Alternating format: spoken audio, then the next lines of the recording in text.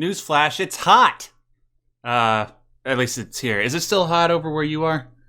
Yes, it's burning. It's burning. We're all dying here. Please send help. Okay, so let's get through this quickly, because the more the electronics stay on and recording, the hotter it gets, and the closer we get to death. Welcome to Maximum News, everybody, where we try not to talk about death, but we try to talk about everything in the world, video games, and sometimes video game news, provided that it's positive. Although we do actually, thankfully, have some positive news to talk about to not only assuage our souls, but to, make us want to endure the heat. First off, there's a Fallout TV show coming, Syb, which we all pretty much knew about. It's still very early in the stages of development. We've got some casting. We know Walton Goggins is going to be in it. Apparently he's going to be playing some sort of ghoul. We got the lead guy from Twin Peaks. I can't remember what his name is. I think it's Kyle MacLachlan. But very little else. But we do know they're in production, and we do know that in part because there are a bunch of leaked set and prop photos that have been coming out. I'm not the Fallout guy. I've only really been getting into Fallout very recently. I started playing Fallout 76, Fallout New Vegas relatively recently, going through the DLC and all that. I'm enjoying it, but I can't really speak as adequately to it as Syb can. He's the expert. So I'm going to pass this story over to Syb. Syb, what have we been getting from these leaks? So the sets are amazing. And the armor, everything from the power armor to the outfits, they're very true to form. They have not been heavily altered at all, which is amazing, which is really nice to see. I'm so happy for this because the visuals are at least one thing, right? And even if the show is like, blah, but the visuals are great, at least that gives us some that's at least something, right? Like it's not a total loss. It's like, right, hey, the engine's garbage, but it's a pretty thing that you can park somewhere and everybody will, look at it and smile. I just want to say one thing very quickly in regards to that. Everybody knows that I love Silent Hill. That first movie, crap. But one thing that I will always give it credit for is that it looks like Silent Hill should be on in a movie, and I will always appreciate it for that. Anyways, go on. Yeah, so really this is a good thing, seeing that it's looking great. The other thing that we're starting to learn more of is that that there are key people at Bethesda that are involved in the writing and the producing. So I don't think we're going to see a major departure from that current lore. Now, there's a heavy difference between the lore of Fallout 3 and 4 and all of the other games, because all of the other games were made by different people. Right. 3 and 4 were only made by Bethesda people. But 1, 2, New Vegas, and one of the other games were all made by essentially the same core group of people. Give or take a few major names here or there. It was essentially made by the same core group of people. And that's why if you play Fallout 1 and you play Fallout 2 and you move over to Fallout 3, it doesn't feel like the same Fallout game. But if you go and you play Fallout New Vegas, then you really do feel like you're playing the same game. Yeah.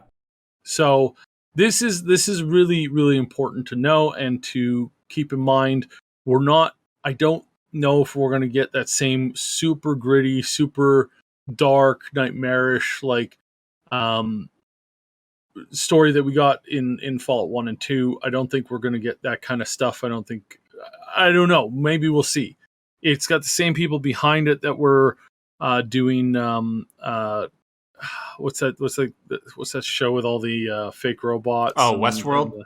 Westworld. So we got Westworld people involved. We've got a bunch of other people involved that have always appreciated this franchise and who are eager to engage with it. So again, another hopeful, cross your fingers, feeling good about it kind of experience, right? So yeah, that seems to be, that's really kind of where we're at with this. Is we're like, don't throw in your hope, don't throw in too much excitement.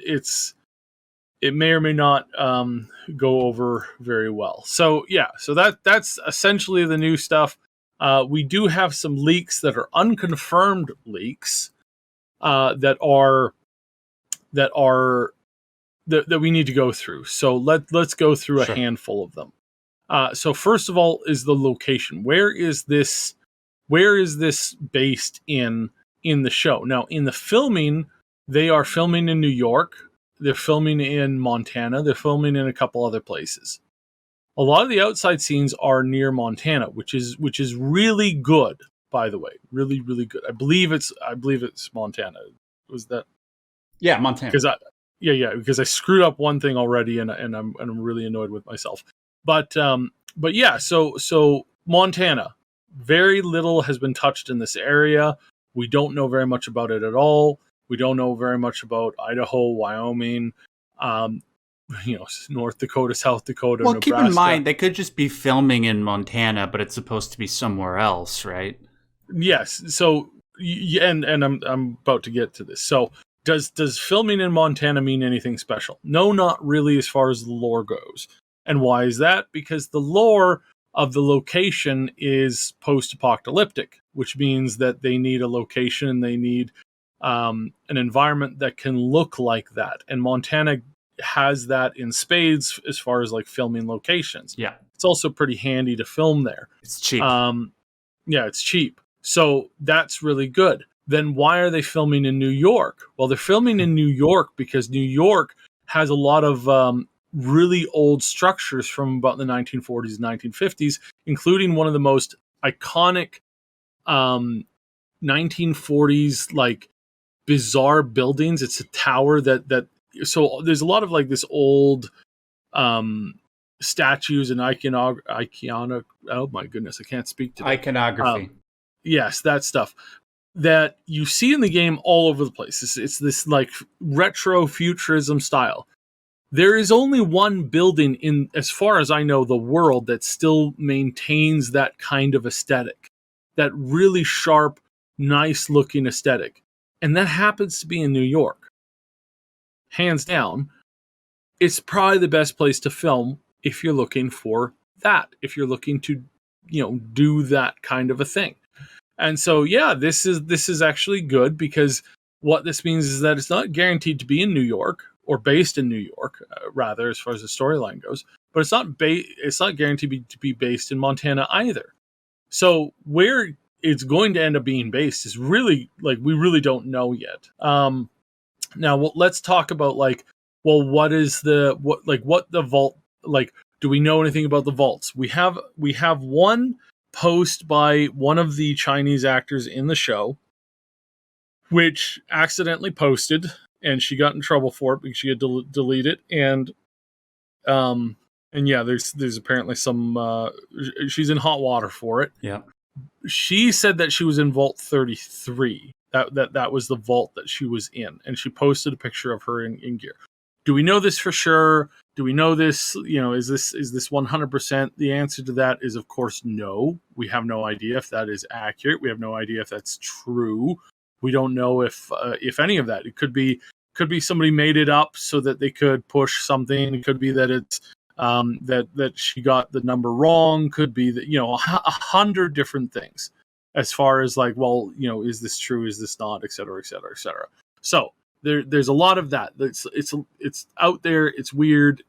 We don't know for sure. So let's go with the assumption that is true for the moment, because if we don't assume that it's true, then it could be literally anywhere. The original plan for the vaults was to more or less be spread out, going from number one and up, starting on about the west coast-ish, and then moving across the states towards the east. And you have this like, this is pretty normal. It's not 100% because they did start to like jumble around some of the numbers. Like, so 3 is in Nevada, number 6 is in Washington.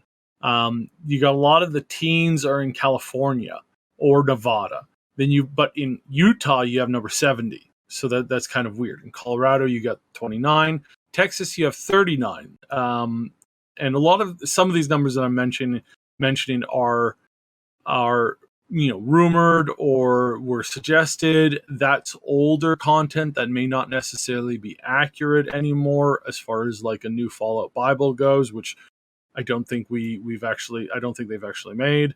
So it's like, and then we stretch into the hundreds in Virginia and in Pennsylvania, New York, that kind of area, Washington D.C. It goes up from there, quite heavily. But there is one of the vaults.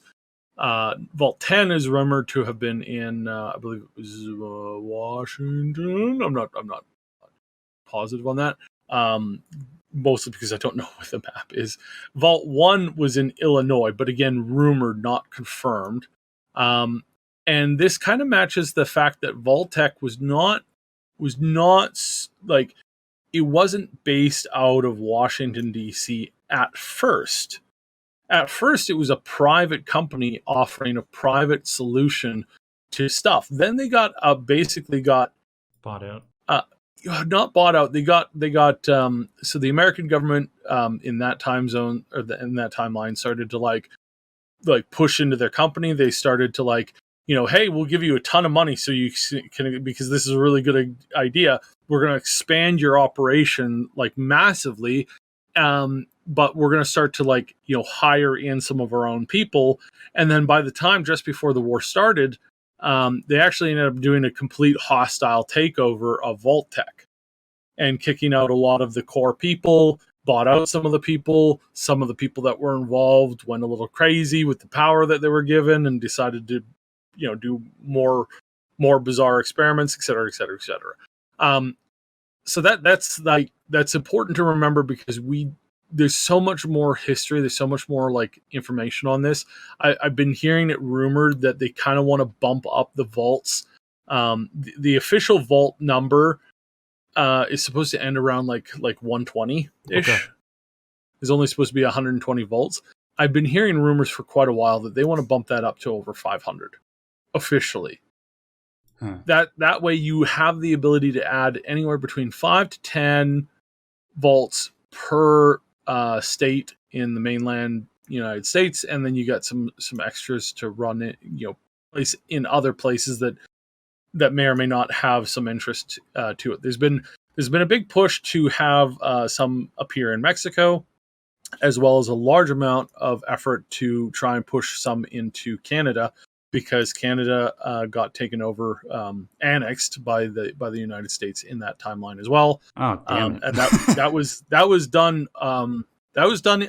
They would have had enough time to build a couple of vaults up there, and for some of their military operations, some of their like more interested locations, that would all be a thing. Right. So again, we have no idea where exactly this is taking place. We know that I suspect heavily that this is going to be based in the Western United States. I'm going to say that it's probably going to be based in and around California.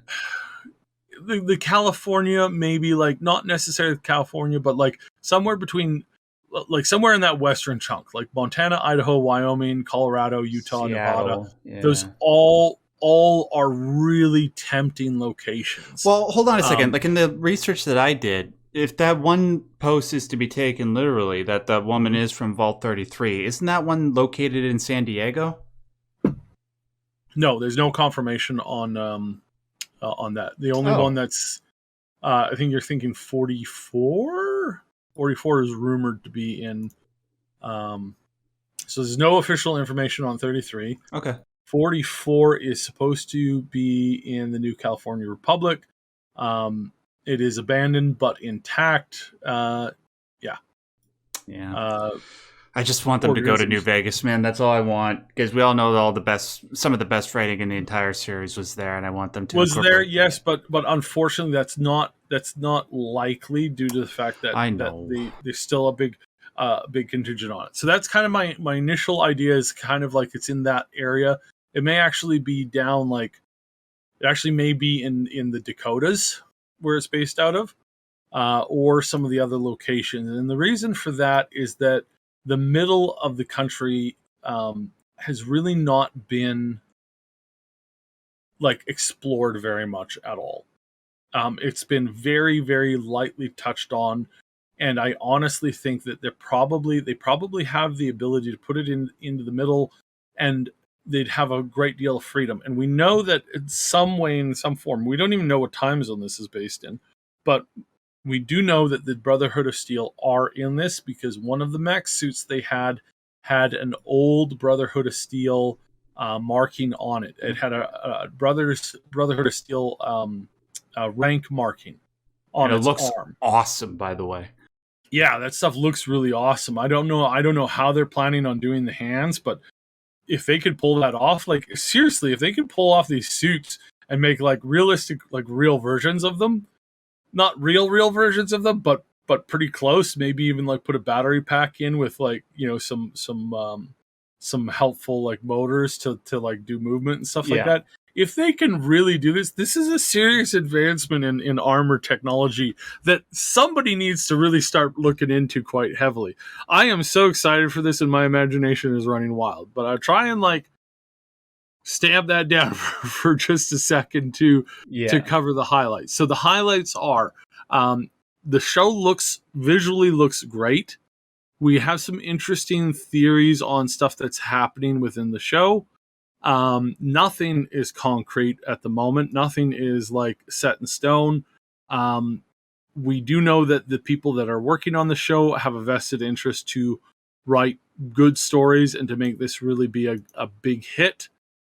Whether or not this is actually what's going to happen, you won't know until you actually get your hands on it. Like 100%. You won't know for sure until you're physically playing it right there and then. Or watching and watching it like outright. And so I think it's encouraging. I think we can. Yeah, it's generally encouraging. It is not something to get like super hyped over. Television has been ridiculously sad as of late, and Amazon, like I fully suspect this Lord of the Rings thing to be a complete and total dud. When you have people bragging that they're rewriting Tolkien because he was a bad writer, makes me think that you don't have any clue on what you're doing at all. Is that really what they're saying?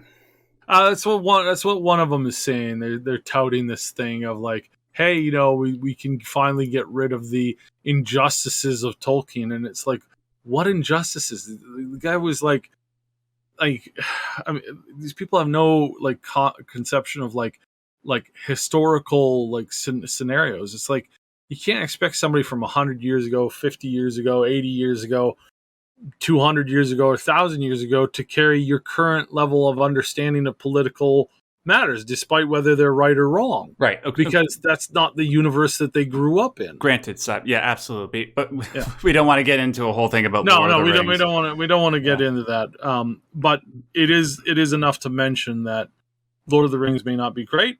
This show may not be great either. Lord of the Rings might be great. This one might not be great either. This one might be great. Lord of the Rings might be garbage. We don't know. We simply don't know. And for the time being, I am happy looking at the armor, looking at the sets, looking at the stuff, because at least they're being true to form. Right. And if they're being true to form on that stuff, then that leaves me a little bit hopeful that they'll be true to form with the rest of the stuff. Right. And I think that's the most accurate and objective place that you can be, especially if you're a big Fallout fan like Syb. I echo a lot of the stuff that he said. But what about you guys? Please let us know if you're a Fallout fan, or even if you're not a Fallout fan. Do you see these images? Do you like the direction that they seem to be taking things? Let us know in the comment section below. All right. Moving on to topic number 2. So, going right from something really positive to something really negative. Diablo Immortal. Syb's favorite game of all time. This is a super positive. I'm loving this. Yes. This is one of the greatest stories we've had to cover in the last few months. And I know my friends at Blizzard are going to get really angry at me, but hey, this is one of the best things that could have happened to you, honestly, in my opinion. It's one of the best things that could have happened to anybody. What, like them getting banned in China? Yeah. Yeah, them getting banned in China. Right. Well, I'm sorry to burst your bubble, but they're back in China. So Oh, yeah, oh dear. yeah. When The did the the when ban's did over. what? Yeah. So Oh it was dear. originally supposed to come out in June 23rd, right? Like it did everywhere else. But then, somebody on the Diablo Immortal Weibo account, and by the way, in case you don't know, Weibo in China it's basically their form of Twitter. Somebody on their Twitter account criticized the dear leader Xi Jinping, alluding to the fact that he looks like Winnie the Pooh, which he does. Come at me, Xi. Uh, and as a result, the release of Diablo Immortal in that country got delayed indefinitely at the time. But NetEase, China's largest game company just after Tencent, managed to, I guess, Jesus, there's a fly in front of me. Managed to cool some heads behind the scenes, and now Diablo Immortal has been quietly released in China. This is obviously going to be of great. Now I'm really Yeah. sad. I'm this. This is horror. Oh Yeah. man. I mean, we had them pulling out their collars for 3 weeks. At least we could, the people at Blizzard, oh my God, well, if we don't have China, there's no way we're going to make a profit on this game. Now it's almost guaranteed that they're going to, given how much those types of games, mobile games with gacha mechanics, microtransactions are embraced in that culture compared to the West. They're definitely going to make their money back. I just hope that, at least for the people that are playing it, they'll sort of do what a lot of people in the West have done. Play it for a week, watch people play it on Twitch for a week, and then basically just abandon it, which seems to be what's happened. That's the best we can hope for, but as for right now, yeah, this sort of sucks. Sybe, your reaction as a, well, I guess former huge Blizzard fan? Well, I'm still a Blizzard fan in the sense of like The properties themselves. Like some of in the and of properties. Yeah, the properties in and of themselves. I'm not happy with where a lot of it obviously has been going. I like. I still think there's a lot of good people who work at the company. There's probably more good people that work at the company than those that aren't that great. And the Sure. unfortunate thing with that is that you need to have like 80 to 90% of your company be really, really, really good in order to counteract that bad 10 to 20%. And what I have found is that if a company is full of like, if the company has a majority of like a small majority, or even like say there's 10 C-level employees at a company, all it takes to ruin that company is 3 or more Oh, yeah. bad apples Absolutely. in that C-level. In the general, like, mid people, again, same thing. All you need to ruin that company is like 20 to 30%. And that's a real small margin. That is a frightfully tiny margin of people who are more than willing to trash an entire company for like personal vendetta, personal wealth, like just hatred and disgust of people that they don't like, that kind of stuff. And it's seriously problematic. It's a serious problem. And it's obviously a big problem here. Now it's back in China. I don't think they're going to make much money there because China has not been a good place for gaming in the last like year, and it's getting worse. And they have some massive problems with some banks going on right now. Right. There's a Yeah. lot of people who can't. There's not just a small number. There's massive numbers. We're hearing like unofficially from rumors that I've been hearing from people who know the situation quite well. We're hearing like 20 to 30% of the entire population can't get access to their bank account, and instead are now being handed money kind of like on a month to month basis to like pay immediate bills. Really? That is largely, I mean, that is a massive problem. And then how, like, do I like, I don't want to get into Chinese politics here, but we have more confirmation on this because China has been rolling out tanks into these cities. And I don't know if you remember what happened the last time they rolled out tanks to deal with public disapproval, but it didn't end well. So something to be cautious of for any company looking to invest there. Their steel mills have been dying left, right, and center. Their housing has been like going bankrupt left, right, and center. And to that, I don't take joy in that. To that, I just point out the obvious thing. This is what happens when you allow Communism. bureaucrats to go unopposed, because bureaucrats and politicians will always become corrupt at some point, and you have to constantly weeding them out in order to maintain any kind of sense of not being totally screwed over. So very, I feel my heart goes out for people in that situation. But as far as big gaming companies in the West, it's a very much a foolish thing to invest heavily in the idea of China right now, because you have no idea whether or not you'll get in, or B, if your game will be even accepted there. Yeah. Or it will, be something that is capable of, taking off, just because of all the rules and all the clamp down that they're doing on this kind of stuff. Yeah. So highly urge caution, and remind people that the best markets are the ones that you can affect, not ones that are speculative. If you make a game, or if you make a product that you think is gonna, has a small percentage of being amazing to an unknown market, it's like, congratulations, that might be true. Or you might have just wasted an enormous amount of your time and resources, and quite possibly put yourself into a scenario where you've sunk your company. And I was talking with a guy who witnessed a fair bit of that recently, and he mentioned that he's like, yeah, talked to this one guy. He made a real bad bet. It was kind of an off the cuff kind of thing, and he lost everything. And every employee every C-level employee that he employed also lost everything. And they put a small army of people into bad situations themselves. So don't do that. Your best bet is to work off of products and ideas and concepts and things that are doing well, tracking well in a known market, and going for that. Going for an unknown market that you have little control over is the epitome of stupidity. Yeah, maybe don't go for a market where a lot of the stuff they have is stolen IPs from our side of the world, which is something that happens a lot in China, unfortunately.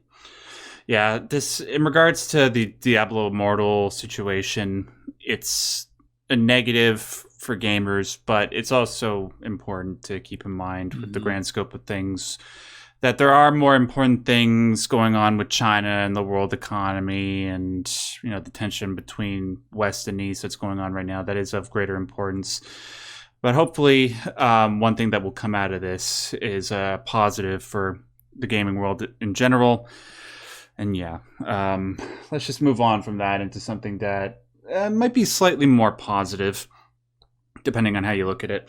So there was that Spider-Man game that came out, I think, 4 years ago from Insomniac. Wonderful game. Absolutely wonderful. One of the few games I've ever platinumed. I haven't finished Miles Morales, but I did enjoy what I played of it so far. And I'm very much looking forward to the Wolverine game, whatever form that takes. I'm kind of hoping for something kind of like God of War, just the style of gameplay that I would love to see from a Wolverine type game. But there's a whole bunch of other Marvel superheroes that have yet to be exploited. Although, there was the Guardians of the Galaxy, which apparently was really good based on everything that I've heard. But there's so many other great IPs from the Marvel Universe that could be exploited to make great games. One of which that I've been championing for a long time is Black Panther. I love the idea of just being able to run around Wakanda in the jungle and in the high-tech buildings in that country as Black Panther, using all of his high-tech weapons and technology just to wreck stuff up, all for the glory of Wakanda. But nobody, for whatever reason, took up that IP until now. Well, allegedly. So, according to Jeff Grubb, who works for the video game journalist outlet Giant Bomb, he does the podcast over there called Game Mess Mornings. And he has a reliable track record of leaking information. He's gotten some things wrong, but it seems like he gets more stuff right by far. He said on the Game Mess Mornings podcast this past week that an open world Black Panther game, kind of along the lines of Jedi Fallen Order, is currently in production over at EA. It's not being made by EA Studios proper. It's being headed by a completely new studio. And that studio is apparently being headed by the former head of Monolith. Now, in case you guys don't know who Monolith is, they're the guys that made the Middle-earth games, Shadow of Mordor and Shadow of War. And allegedly, the story of this game is probably going to follow something similar to what the new Black Panther movie is going to do when it comes out in November. And that it starts with T'Challa, the main Black Panther, dying, and then somebody coming up to take the mantle. And in the game, that mantle will be taken over by the gamer. I love this. The only thing, obviously, that has me worried is the fact that EA is attached to it. But if it can be like an open world game, kind of along the lines of what Respawn did with Jedi Fallen Order. Well, Jedi Fallen Order was one of the great games that came out not just that year, but in the past several years, I would say. If this new company can make a single-player open-world Black Panther game and do it right and not make it like soulless, like an Ubisoft, sorry to all the Assassin's Creed fans out there, make it like really, really good, I think we can have something really special here. Syb, are you a fan of the Black Panther character, and does this make you as excited as it makes me?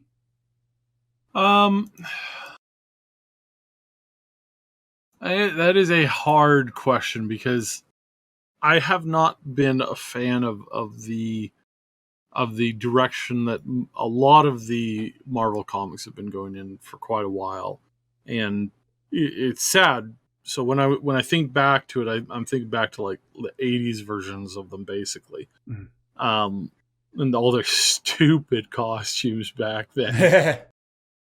Which I don't think Black Panther ever had a stupid costume. Oh, he always looked dope. Yeah, he always looked pretty good. Unlike some of the heroes. I mean, Wolverine. It's like, what were you thinking? Wolverine had a terrible outfit. A whole bunch of them had like just garbage outfits. Luke Cage had the tiara. Sorry, go ahead. Yeah, like Luke Cage. That was one of the worst. Was like, it's like, what are you thinking? Oh my god, that's so bad. But I am like, I think Black Panther is one of the better more recent films. So yeah. I'm crossing my fingers and I'm hoping that they don't ruin it. I'm hoping that they don't wreck what they have in a good thing. I hope they respect the fans, and I hope they respect the people who want to be fans of this. So I'm holding my breath more so for the sake of other people than I am for myself, because I haven't been interested in a Marvel. There was a Marvel game that came out for the phones a long while ago, and you could kind of create your own superhero. That was the most engaging superhero Marvel game I have played to date. And that came out like that was like first generation iPhone. It was really, really, really, really, really old. I don't even know. I think it was licensed, or it was licensed in like kind of a poor way. But it's like that was the only game that I was like, hey, this is a great idea. I really like this. This is awesome. Yeah. You can't even remember the name of it. Yeah, well, it was something very bland and standard, like Marvel Heroes or something like that. Right? Okay. Like something that they have since like reused 100 different ways. It was kind of that situation. And again, I feel really sorry for the people who love that stuff, who love that series, who love some of the other series, and who have just never been able to do, to see what they want in that kind of stuff. So feel sad, but hopefully not for long. Yeah. But as for the game itself, like, what do you think about the prospect of a Black Panther game? Do you think they could if they do it like Spider-Man? Oh man, that'd probably be amazing. Yeah, that probably would be absolutely stunning, and I suspect that it would probably be one of the better Marvel games of this current generation for sure. Yeah. Just make it. Yeah. And again, it's just because those guys there, they really know how to do power fantasy and hero action and stuff like that. They do it pretty darn well. I wouldn't do it very differently than they would if I was in control. So Right. Okay. Well, yeah, it's still in the early stages. We really don't know what to make of it. When we see more gameplay of it, we might be able to make a more objective assessment of it. Especially, we want to be especially cautious because it is EA, even though it's not like made by the same people that are making the sports games. It's still EA, so we got to have some cautious optimism. Now, as for moving right back to pessimism, we got a couple of game delays that we got to talk about. One of which I think is more striking than the other. Saib, take it away on both of these. So, Golem was delayed. And for the record, I have no idea who this game is marketed to. I'd love to play it. Oh, okay. Yeah. You're the first person who's expressed interest in playing this game. It's because I know of, it's stealth. I have met. Yeah, it's because it's set in the Lord of the Rings universe. Yeah, and because it's Golem, and so I do a pretty good Golem voice. So I get the first two of those. Third one is like, I would love to play Golem for about 45 minutes, and then after that, I'd probably get really bored of them really, really fast. Fair enough. Yeah, it's more so just appealing to my love of stealth games. I could play games like that all the time. So. I mean, if I wanted to listen to a small, crazy, half-naked creature running around screaming at, in third person to themselves, I mean, I just put up some mirrors in the house. It's just not something that super attracts me. It's a little too real for my sake. I was hoping you were going to laugh there. He does. Well, no, it's because he does do it. I've seen it. It's quite disturbing. Yeah. He holds up a fork and calls it my process. It's. Yeah, after searching for it for 30 minutes. But yeah, Golem, although granted, it was only delayed a few months. It was originally going to come out in September, from what I understand. And then they put out a social media release saying it's going to be delayed a few months. Whether or not that means it's going to come out in December or January, February, we don't know. I think the latter is more likely because there's just so much really more wanted stuff coming out in November and December, including God of War, the Callisto Protocol, allegedly Hogwarts Legacy, which frankly I would actually prefer to play that over Golem, even though I'm still excited. But yeah, hopefully that game is one of my I'm please mesmerized. Don't be bad. Please don't be bad. Please don't be bad. Please don't be bad. I worry about it. I really honestly do. I'm very worried about it being bad. But one game that I don't think we're going to be playing is the new redone KOTOR, which stands for Knights of the Old Republic. There you go.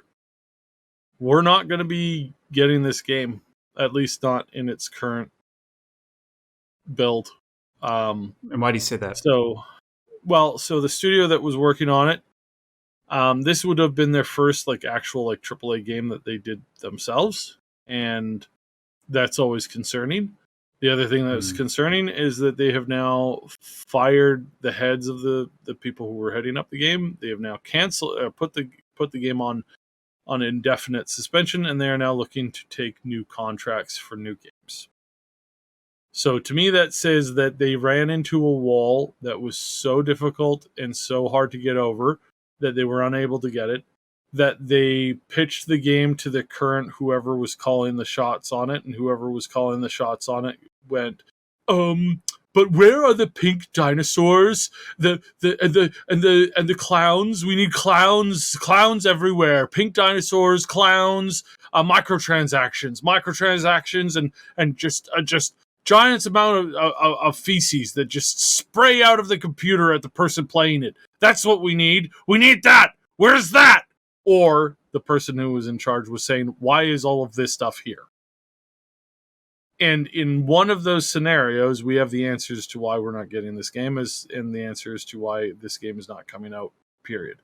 Yeah, sure, it's in limbo. The number of Star Wars games that have been in limbo and then have gotten out of limbo and gotten released, I think the Approaching grand zero. total, the grand total of games that have entered this state in the Star Wars universe is some staggeringly ungodly number, like around 200. It's really, really terrible. Out of all of those games, how many of those games have managed to get out of that limbo? Approximately zero as well. Yeah, Star Wars 1313, Amy Hennig's game, Star Wars Battlefront 3, back when it wasn't Vicarious that was doing that? I believe so. Yeah. Okay, The yeah. point is that once a game hits the Star Wars back shelf, it doesn't matter especially in the case of 1313. The game was basically ready to go. Yeah. They were about a month away from shipping that.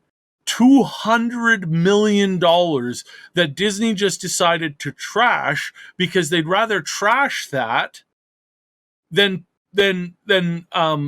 risk putting the game together and trying to sell it, which doesn't make any sense to me whatsoever. Like, if you've invested $200 million into something, don't you want to try and get at least some of that back?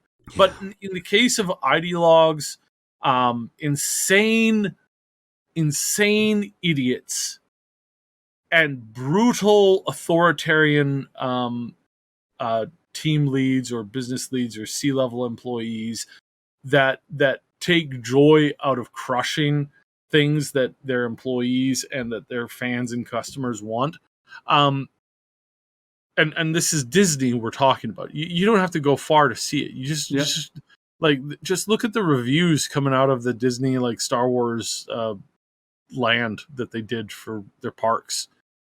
Like, it's atrocious. $5,000 to get a shot with a cool device. You don't get to keep the device. $5,000 American to get a drink for you and a few other people, served in some liquid, what's it called? Liquid oxygen, dry ice. Sorry, dry ice. Right. Really? Wow. That's amazing. That's absolutely amazing that people would be willing to spend all that money for a fancy drink that has some fog for 5 seconds. $5,000. That's what they decided was a good handoff. Well, I'd expect nothing less from a company that appeases the Chinese government and films their movies in the same province where genocide is going on. But go on. Yeah. So no, we're not getting this game. There's never been a Star Wars game that has hit this level of cancellation or indefinite pause that has then proceeded to come out. I mean, it's never happened, and I hate to say it, I hate to point it out, but that is in fact the truth, and we are unfortunately, we're unfortunately not getting this game. Yeah. For better or worse, again. I don't trust Disney to make any video games right now. I don't even trust them to make movies right now. Sure. They're kind of, it's kind of pathetic that they treat fans like, I've seen prisoners of war been treated better than the way that Disney treats the fans that want to give them money. And then they complain because they're not making money. It's like, I mean, I don't think you know what you're doing. Yeah. Anyways, in regards to just my thoughts on KOTOR, I can easily see how something like this can get out of hand.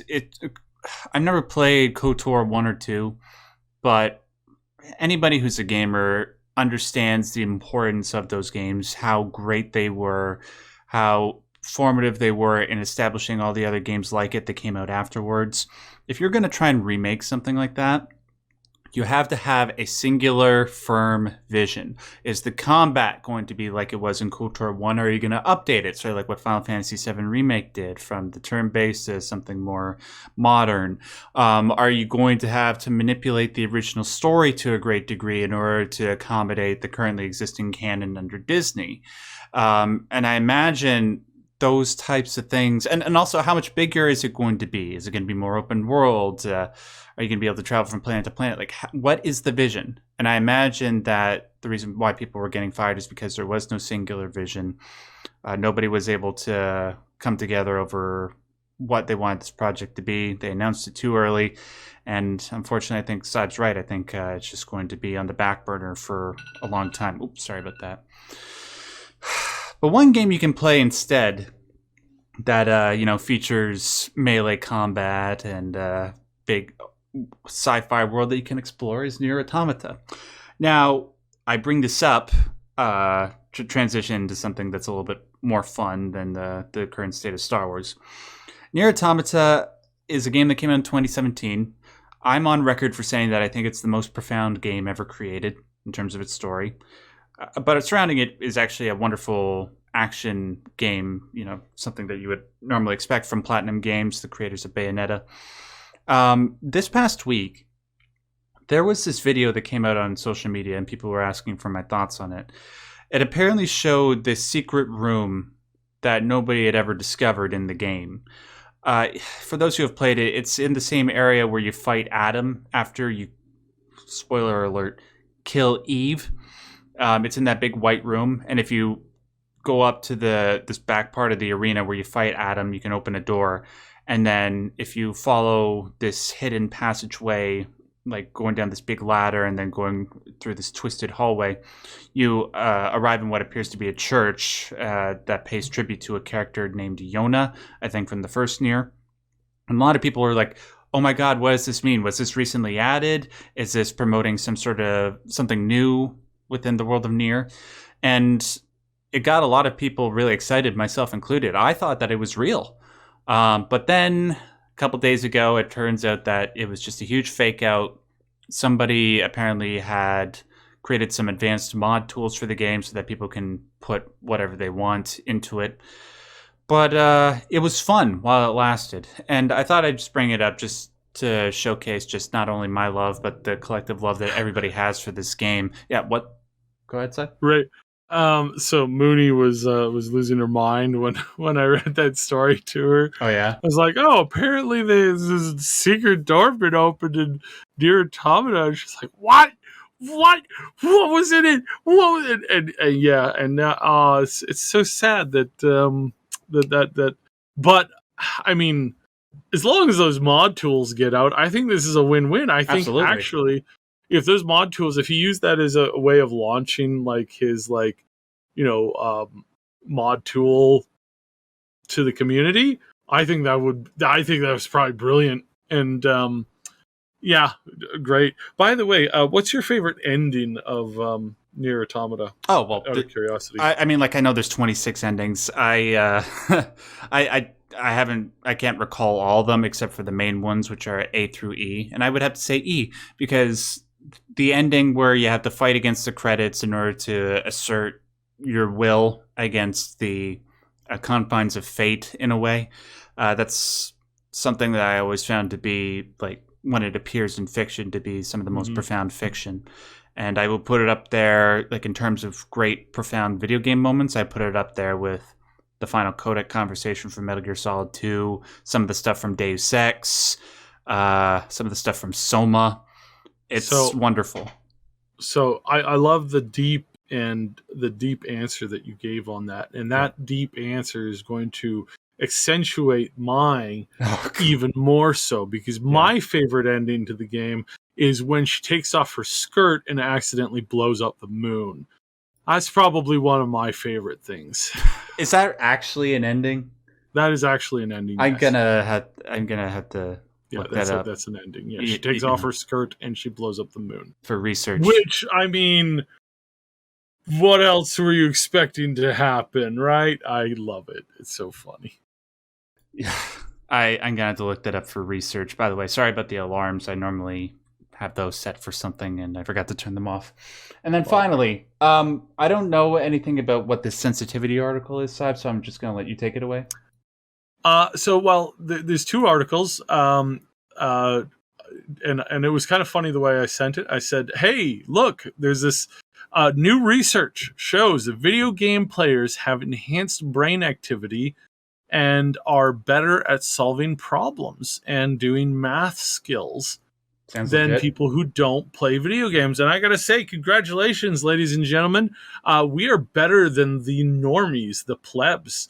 That is, of course, a joke. That we're better than them. No, it's not. However, somebody took that whole joke of like, hey, we're better than you, and all the plebs to a ridiculously, according to Mooney, who is a member of one of the smallest oppressed minorities on the planet, says that this person's opinion is both racist and extremely demeaning, and is filled with nothing but self-congratulatory, selfish egoism. And that would be somebody who came out and said, "Hey, that new Stray game? Well, that's racist. That's racist, apparently." What? How? Yeah, I don't. Ash almost lost some brain cells whilst trying to read the article. I lost a double-digit number of brain cells just from hearing you say that. Yeah, so I don't encourage anybody to go read up that article because it's full of hogwash. I don't want to draw attention to the writer by naming them or suggesting you go message them. Just remember that people like this, people who come out and make these ridiculously offensive remarks about how they think that something's racist on behalf of another culture, they are quite often and most likely the biggest racists you'll ever meet. I encountered this in my personal life. Anybody who stood up and said, "Hey, did you know that what you're doing is racist?" It's like typically those people are actually the most racist people I have ever met, and some of them are absolutely despicable. And they have no shame. They have zero shame. They'll tell you some of the worst things. I've had them be happy and ecstatic for dead children. I've it's disgusting. I don't want to get into it. But yeah, just remember that that the people who want you to march to their beat, who don't want you thinking for themselves, that just want you to stand up and immediately repeat whatever they say, regardless of what it is or the amount of scrutiny it's gone under or lack thereof in this case.